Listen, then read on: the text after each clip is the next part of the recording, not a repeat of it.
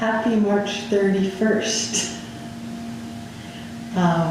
Really glad to be here together with all of you now on the precipice of a new month, that we could meet with our eyes open to what is, no assumptions, no predictions, wakeful, curious, present.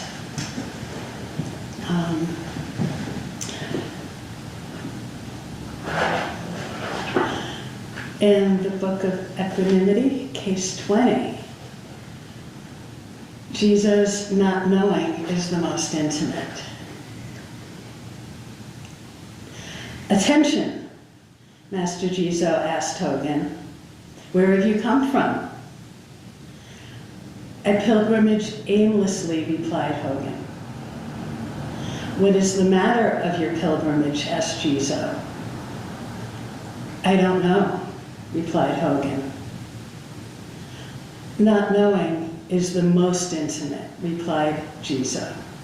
At that, Hogen experienced a great enlightenment.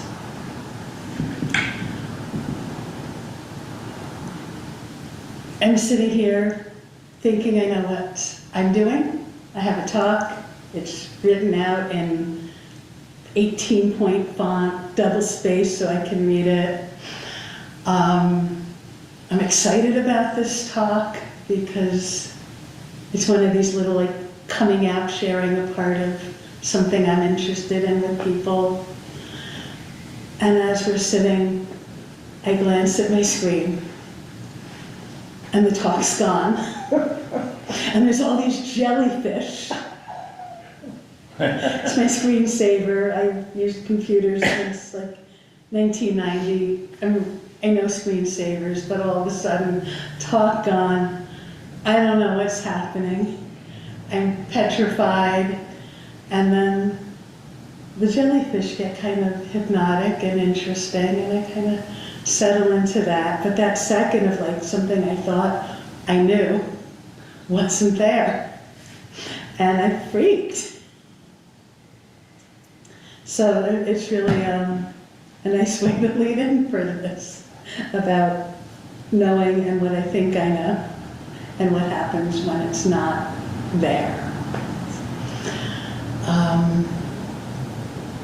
All right. Take a little detour here. The tarot deck is composed of two sections of cards. One part deals with who we are, and the other looks at kind of how we operate and function. The minor arcana, just in case you're wondering, because it's not what I'm talking about, is grouped in suits like our current playing cards. And there's coins that deal with material matters, and swords that are about intellect and communication. Wands or sticks that are about passion and action, and cups that are about emotions and personal relationships. And then there's the major arcana, which is the first group of cards in the deck. And they map out the structure of human consciousness. And these cards depict the underlying major themes that influence our lives. They represent major life lessons and karmic influences, and they're presented as archetypes. Carl Jung spent a lot of time studying these cards and wrote about them and how they relate to our individual psyches and psychology. And the first card in this group is numbered 0, and his name is the Fool. And he's the main character of this part of the deck, and he makes his journey through the rest of the cards and encounters teachers and perspectives and learns how to make his way. And his journey culminates with the last card in that part of the deck, which is the World, and it represents the conclusion of a cycle in life and a brief pause before beginning the next, which paves the way for all of his new beginnings and all of ours, as somebody who might have a reading done for them. And the stance of the Fool is one of not knowing. It's uninhibited, wide open freshness, a willing to step into the unknown and to trust the universe and take leaps of faith. And the reverse of this card, or its shadow, if it appears upside down in a spread, reminds us not to be reckless and might, in a reading, point to parts of ourselves that might still be caught in the shadows of ignorance or immaturity that's holding us back from responding to life's challenges openly and authentically. It asks us to release ourselves from any dogmas so our natural truthfulness and instinct for right action can be restored. So here we have the shining, fresh, unencumbered brilliance of not knowing and the shadow of ignorance, clear seeing and ignoring. In her book, When Things Fall Apart, Pema Chodron talks about the times when it feels like the rug's getting pulled out from under us, when we lose our footing and don't know which way is up and where the ground is. And she suggests that it's precisely these moments when we don't know what's going on that we're the most likely to awaken. In her book, she said, to be fully alive, fully human, and completely awake is to be continuously thrown out of the nest. To live fully is to always be in no man's land, to experience each moment as completely new and fresh. To live is to be willing to die over and over again from the awakened point of view. This is life. Life is a good teacher and a good friend, and things are always in transition if we could only realize it. Nothing ever sums itself up in the way that we dream about.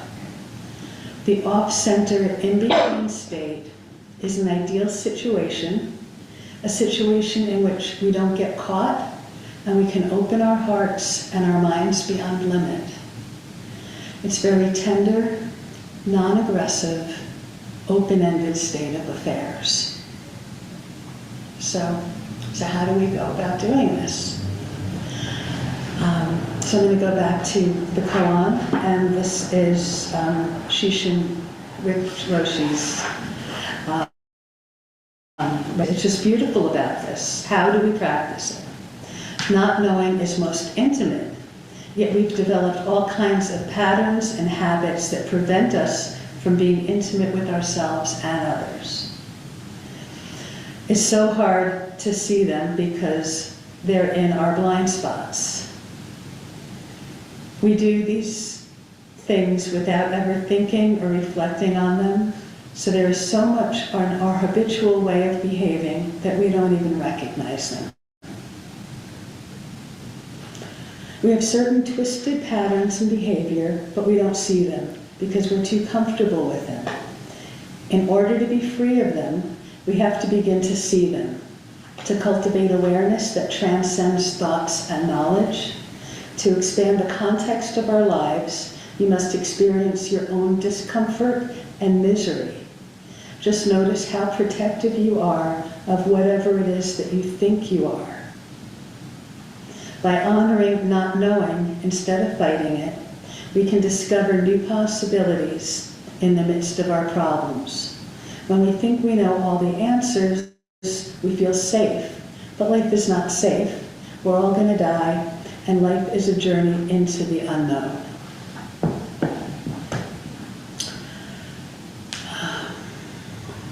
So, I was in the middle of a week-long session years ago, and I was sitting with 50 or 60 others at night in the Zendo. I was physically exhausted from the grueling work schedule, irritable because I didn't like what was served for dinner, so I'd had little to eat. And there was this sound, like somebody was playing with a handful of beads, maybe glass or stone mala beads, I wasn't sure, but they were like juggling them around in their hands. I was sure. I mean, just relentlessly going clack, clack, clack, clack, clack. And it was absolutely maddening.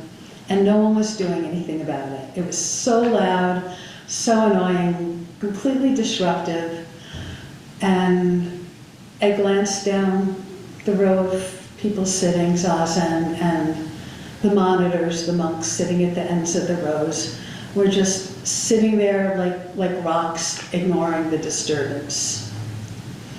I was mad at the person making all the noise. I was mad at the monitors for not hauling that person out of the room. I was mad at the room because the acoustics of the architecture amplified the sounds. And I had this conversation going on in my head that I wanted to bring into Dokusan so I could file a complaint. And then something just tipped, it shifted. And what I was absolutely sure I knew got thrown out of whack. Because I suddenly realized that this jangling sound that I was hearing was rain pouring down on the building's old steep shale roof and dripping into the copper cannon gutters. And in that moment, not only did I realize how far my mind had carried me from the direction of direct perception of reality, but I also remembered that this was actually my favorite sound in the universe.